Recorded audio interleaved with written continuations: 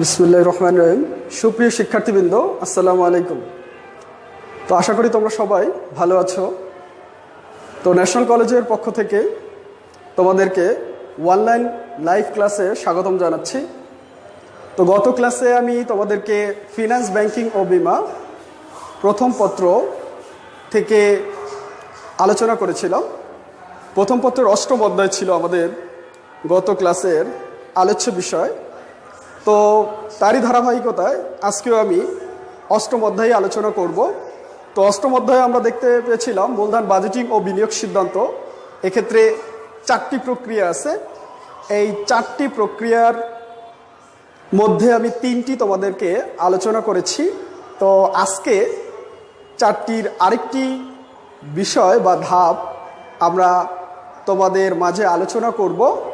তো চলো আমাদের আজকের আলোচ্য বিষয় শুরু করি। তো এখানে দেখতে পাচ্ছ ফিনান্স, ব্যাংকিং ও বিমা প্রথম পত্র অষ্টম অধ্যায় মূলধন বাজেটিং ও বিনিয়োগ সিদ্ধান্ত। তো এখানে আলোচ্য বিষয় হচ্ছে আজকে আন্ত আয় হার, অথবা আমরা বলতে পারি আইআরআর। আইআরআর এর পূর্ণরূপ হচ্ছে ইন্টারনাল রেট অফ রিটার্ন। তো সবার আগে আমরা যে বিষয়টি নিয়ে আলোচনা করব আজকে, সে বিষয়টি সম্পর্কে জানা দরকার। তো আইআরআর বলতে আমরা কি বুঝি, বা আন্ত আয় হার বা উপার্জন আয় হার বলতে কি বুঝি, সেটা আমরা জেনে নিব। তো দেখো, আইআরআর বা আন্ত আয় হার বলতে আমরা বুঝি যে আইআরআর অথবা আন্ত আয় হার বলতে আমরা বুঝে থাকি যে বাট্রার হারে প্রতিষ্ঠানের এনপিবি এর মান শূন্য হয়, তাকে আইআরআর বলে। অর্থাৎ আমি একটু আবার বলছি, যে বাট্টার হারে প্রতিষ্ঠানের এনপিবি এর মান শূন্য হবে, ওই হারটাকে আমরা বলতে পারবো আইআরআর। এটাকে বাংলায় বলা হয় আন্ত আয় হার। অর্থাৎ একটি প্রতিষ্ঠানে আন্ত প্রবাহ অর্থাৎ নগদ আন্তঃপ্রবাহ থাকে এবং নগদ বহিঃপ্রবাহ থাকে। তো আন্তঃপ্রবাহ এবং বহিঃপ্রবাহ দুটির মান যখন শূন্য হয়ে যাবে, তখন ওইটাই হবে আইআরআর। তো দেখো, এই আইআরআর আসলে কিভাবে নির্ণয় করব সেটা জানার জন্য আমাদের একটি অঙ্কের মাধ্যমে আমরা এই আইআরআর তোমাদেরকে জানাবো যে প্রতিষ্ঠানের জন্য আইআরআরটি সন্তোষজনক অবস্থায় আছে। সেটা জানার জন্য আমাদের এটি গাণিতিকভাবে বিশ্লেষণ আমরা দেখব একটি উদ্দীপক। যে উদ্দীপকটা দেখে নিব যে কিভাবে আমরা এই আইআরআর গাণিতিকভাবে নির্ণয় করব। তো আমরা একটি উদ্দীপক দেখব। দেখো, আমি যদি বলি একজন ব্যবসায়ী একটি প্রকল্প হাতে নিয়েছে। একজন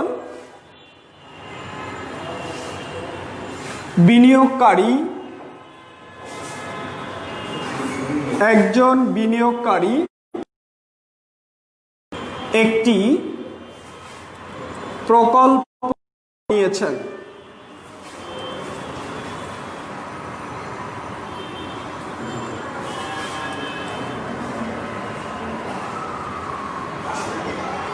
তো একজন বিনিয়োগকারী একটি প্রকল্প হাতে নিয়েছেন। এই প্রকল্পের নগদ আন্তঃপ্রবাহ দেওয়া আছে। প্রকল্পের নগদ আন্তঃপ্রবাহ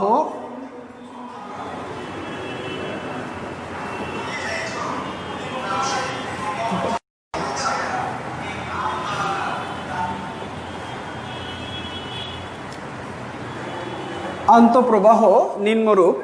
তো আন্তঃপ্রবাহ হচ্ছে বছর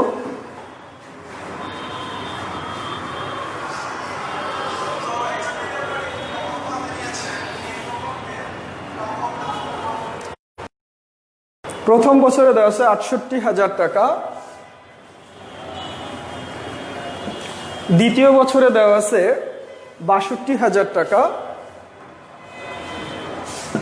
তৃতীয় বছরে দেওয়া আছে ৬৮,০০০ টাকা এবং চতুর্থ বছরে দেওয়া আছে ৮০,০০০ টাকা। বাট্টার হার দেওয়া আছে 10%। এখন কোশ্চেন হচ্ছে আইআরআর বা আন্ত আয় হারের ভিত্তিতে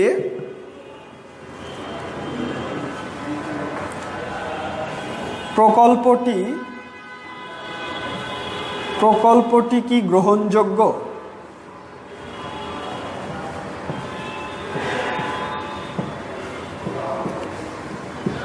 সুপ্রিয় শিক্ষার্থীবৃন্দ, দেখো আমাদের একটা উদ্দীপক যে একজন বিনিয়োগকারী একটি প্রকল্প হাতে নিয়েছেন। প্রকল্পের নগদ আন্তঃপ্রবাহ দেওয়া আছে, এখানে 4 বছরের জন্য তার নগদ প্রবাহ দেওয়া আছে। তো প্রথম বছরে ৬৮,০০০ টাকা, দ্বিতীয় বছরে ৬২,০০০ টাকা, তৃতীয় বছরে ৬৮,০০০ টাকা, চতুর্থ বছরে ৮০,০০০ টাকা এবং ওই প্রকল্পের বাট্টার হার অথবা মূলধন ব্যয় যেটাকে আমরা বলি, এ বাট্টার হার দেওয়া আছে 10%। এখন আমার কোশ্চেন হচ্ছে যে আইআরআর বা আন্ত আয় হারের ভিত্তিতে প্রকল্পটি গ্রহণযোগ্য কিনা সেটা আমরা জানবো। এছাড়াও কোশ্চেনে বলা থাকতে পারে যে আইআরআর নির্ণয় করো।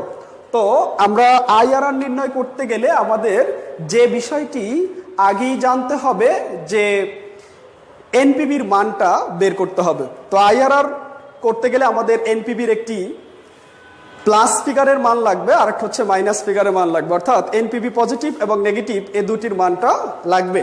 তো সেক্ষেত্রে আমরা এই আইআরআর, এখান থেকে আইআরআর কিভাবে নির্ণয় করে সেটা আমরা জানবো। তো আইআরআর করতে গেলে ফার্স্ট আমাদের যে কাজটা করতে হবে, এনপিভির মান বের করতে হবে। অর্থাৎ আমাদের উদ্দীপকে বাট্টার হার যত দেওয়া থাকবে তার উপরে ডিপেন্ড করে একটা এনপিভি বের করব। যদি দেখতে পাই যে এনপিভির মানটি প্লাস আসছে, তখন এটার জন্য এই বাট্টার হার বাড়িয়ে আমি আরেকটি মান বের করব, যেটা মাইনাসের মান বের করব। কারণ হচ্ছে এনপিভি করতে গেলে আমাদের এনপিভির মান, অর্থাৎ আইআরআর করতে গেলে এনপিভির মান একটি প্লাস মান লাগবে, আরেকটি মাইনাসের মান লাগবে। তো এখানে যে ইনফরমেশন আছে তার উপরে ভিত্তি করে আমি ফার্স্ট এনপিভি বের করব।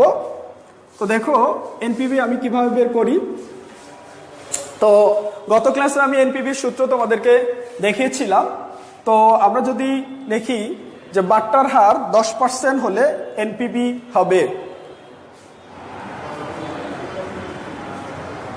বাট্টার হার 10% হলে এনপিভি হবে। তো এনপিভি আমাদের সূত্রটি এভাবে ছিল, CF1 ডিভাইডেড 1 প্লাস কেও দিতে পারি বা আইও দিতে পারি। তো কে পাওয়ার 1, আবার CF2 1 প্লাস কে এটির পাওয়ার 2। এরকম করে আমাদের যত বছর থাকবে তত বছর পর্যন্ত নিব। এজন্য আমি CFN লিখলাম 1 প্লাস কে পাওয়ার n। এখানে NCO। দেখো এখানে আমরা একটু লিখে নেই যে বিনিয়োগকারী বিনিয়োগ করেছিলেন, অর্থাৎ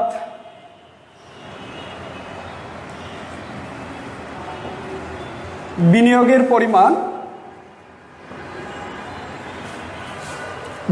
পরিমাণ 2 লাখ টাকা এটি দেওয়া আছে। তো এই এনসিও মানে হচ্ছে বিনিয়োগ। তো আমাদের ফার্স্ট প্রথম বছরে ছিল CF1 ৬৮,০০০ টাকা। কে এর মান আবার বলছি, বাট্টার হারটি হচ্ছে কে এর মান 0.10 প্লাস CF2 অর্থাৎ দ্বিতীয় বছরে আমাদের ছিল ৬২,০০০, কে এর মান 0.10, এখানে পাওয়ার 2। এরপরে তৃতীয় বছরে ছিল ৬৮,০০০ টাকা,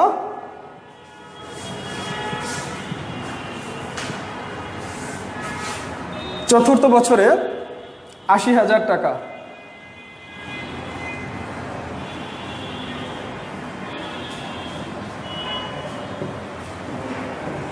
এনসিও ২ লাখ টাকা। এনসিও মানে হচ্ছে প্রাথমিক বিনিয়োগ, অর্থাৎ যেটি দিয়ে সে ব্যবসাটা শুরু করেছিল বা প্রকল্পে বিনিয়োগ করেছিল ওটি হচ্ছে এনসিও, নিট ক্যাশ আউটফ্লো অথবা নিট ক্যাশ আউটলে। তো দেখো প্রথম বছরে আমাদের যে ক্যালকুলেশনটা একটু আমরা করে নিব। তো ক্যালকুলেশনটা হচ্ছে প্রথম বছরে আমাদের টাকা আসে, প্রথম বছরে আমরা যদি একটু ক্যালকুলেশন করে নেই সেক্ষেত্রে সবগুলো একসাথে করলে আমাদের যে অ্যামাউন্টটা আসবে ২,১৮,৭৮৮ টাকা।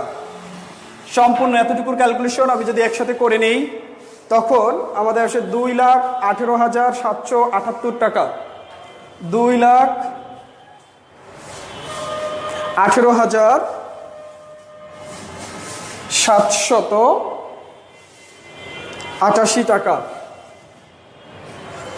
এতটুকু ক্যালকুলেশন করার পর আমরা এনসিও যদি মাইনাস করি ২ লাখ টাকা।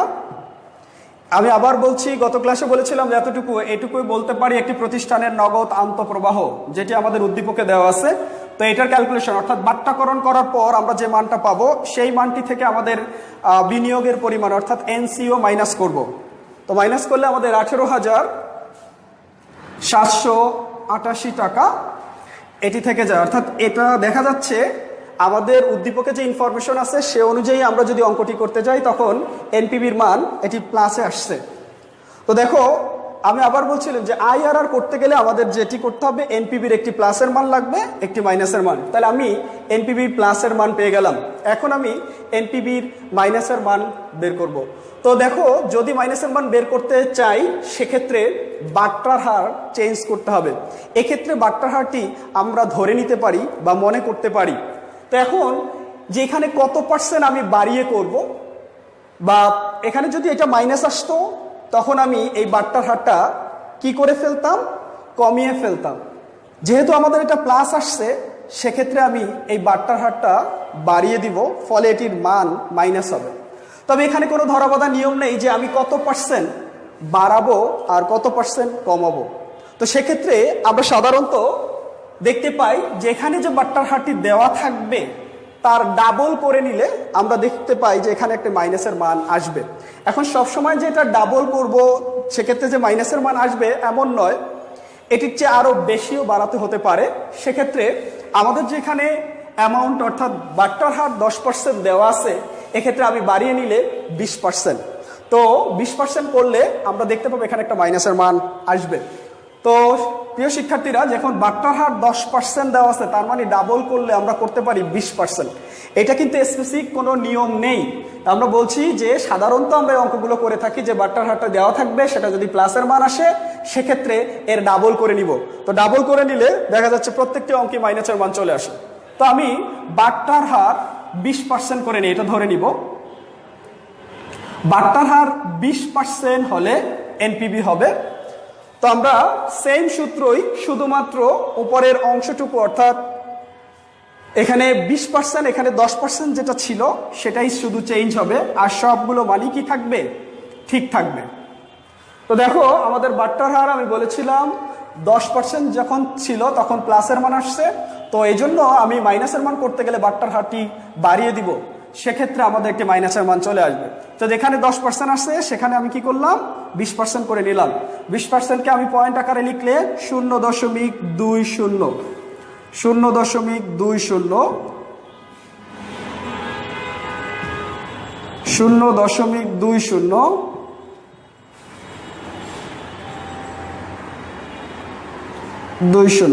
এতটুকুই চেঞ্জ হবে, এছাড়া সব কিছুই ঠিক থাকবে। তো সেক্ষেত্রে আমরা যদি দেখি একটু ক্যালকুলেশন করলে আমরা দেখতে পাই যে 1,77,654 টাকা, 1,77,000 সম্পূর্ণ এতটুকুর ক্যালকুলেশন যদি আমরা করে নেই 1,77,654 টাকা বা সামথিং আসছে, এটা নিলাম না, পয়েন্ট নিয়ে নেই। তো 654 তো এখান থেকে আমরা মাইনাস করব আমাদের যে বিনিয়োগের পরিমাণ ছিল 2 লক্ষ টাকা। তো 2 লক্ষ টাকা এখান থেকে মাইনাস করব। তো দেখো এখানে দেখা যাচ্ছে যে আমাদের আন্তঃপ্রবাহের চেয়ে বহিঃপ্রবাহ বেশি। সো এখানে আমি দেখতে পাচ্ছি যে অবশ্যই মাইনাসের মান চলে আসবে। তো এখানে মাইনাস আছে 22,346 টাকা।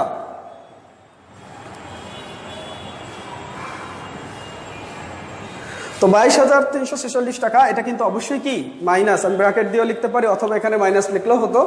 তো এনপিবি আবার বলছি, আইআরআর করতে গেলে আমাদের দুটি মান লাগবে, একটি হচ্ছে এনপিবির প্লাসের মান আর একটা হচ্ছে এনপিবির মাইনাসের মান। তো আমরা এখানে যে কন্ডিশন ছিল বা যে শর্ত ছিল এনপিবির ক্ষেত্রে বা আইআরআর ক্ষেত্রে, সেক্ষেত্রে আমরা কিন্তু দুটি শর্ত পূরণ করেছি, অর্থাৎ একটি প্লাসের মান পেয়েছি আর একটি মাইনাসের মান পেয়েছি। তো এখন আমরা আইআরআর এর সূত্র লিখে অঙ্কটা করব। তো আমাদের আইআরআর এর সূত্রটা আমরা একটু লিখে নিই।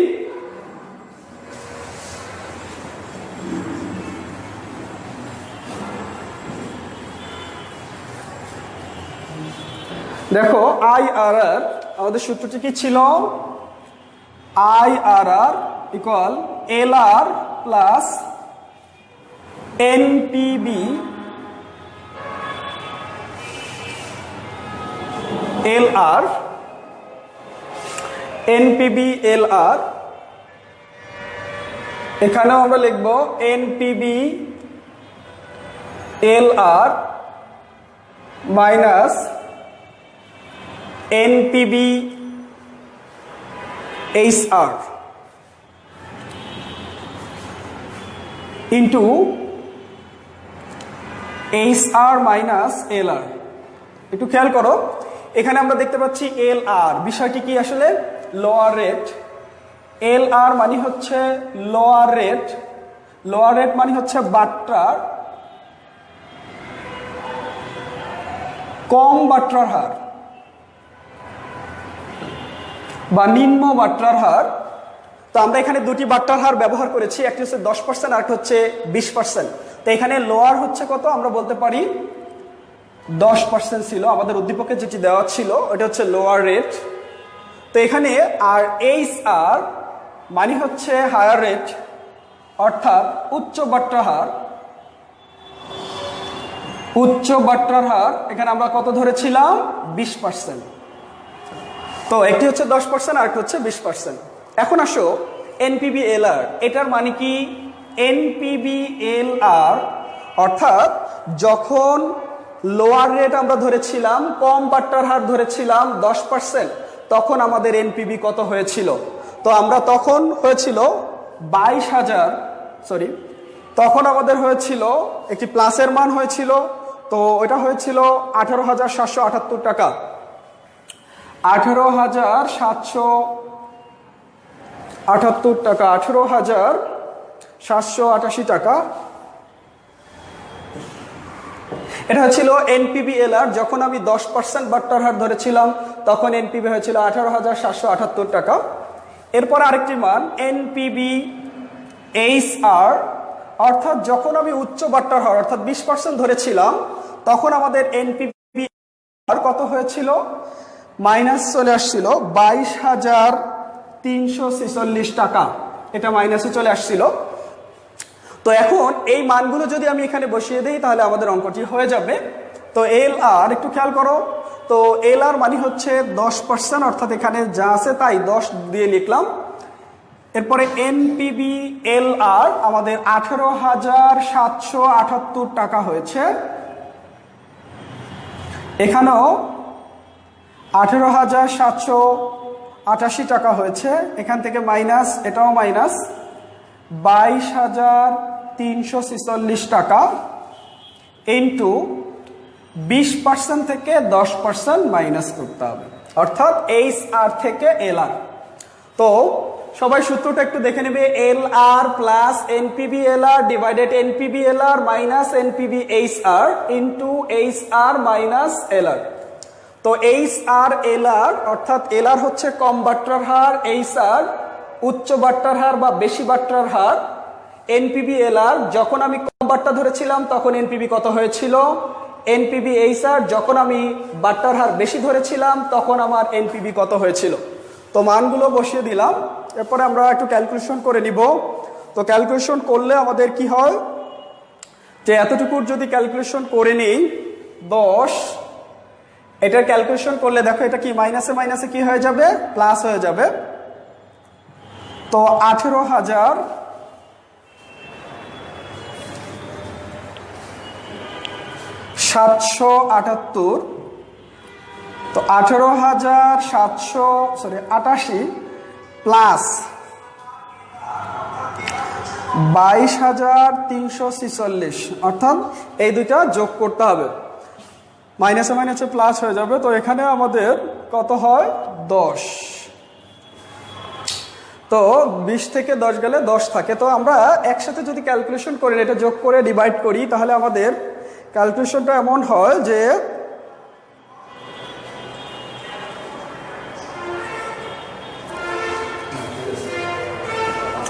সম্পূর্ণ যদি একসাথে ক্যালকুলেশন করে নিই সেক্ষেত্রে আমাদের যেটি আসে 14.56 সামথিং আরও আসে। তো অবশ্যই এটি আমরা পার্সেন্টেজে লিখবো, যে অ্যামাউন্টটা বের হবে এটা পার্সেন্টেজে লিখতে হবে, কারণ IRR internal rate of return যে পার্সেন্টেজ যে রেজাল্টটা আসবে অবশ্যই পার্সেন্টেজে লিখতে হবে।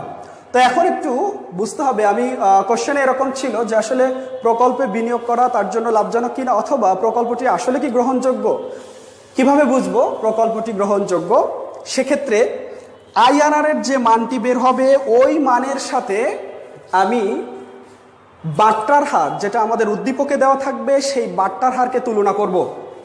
তো আমাদের বাট্টার হার কত ছিল, 10% ছিল আমাদের উদ্দীপকে, বাট্টার হার 10%।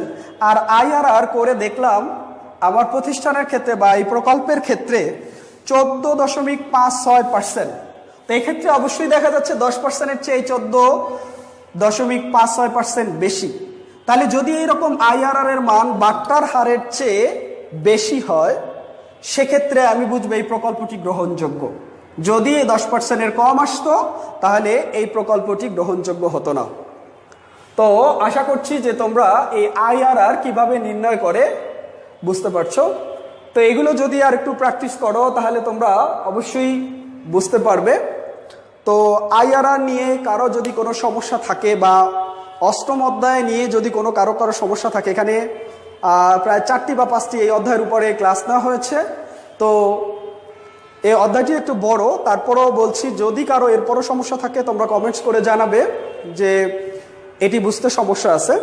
তো আমি ইনশাল্লাহ আবার যার যার সমস্যা থাকবে এটার জন্য আরও একটি ক্লাস নিব যদি সমস্যা থাকে।